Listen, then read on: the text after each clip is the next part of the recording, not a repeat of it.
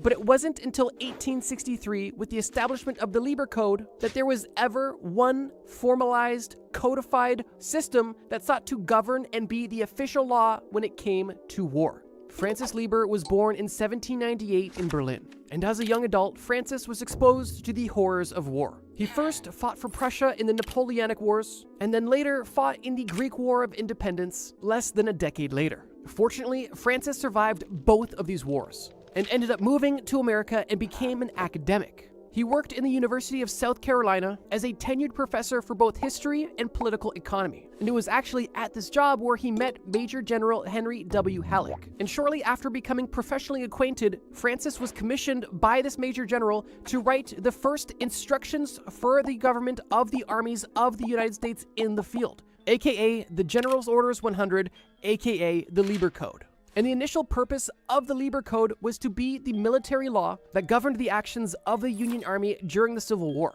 Now, this was no small task. Francis Lieber was literally just asked to make the rules of war for an entire army based off of basically all of the customs of war to ever exist.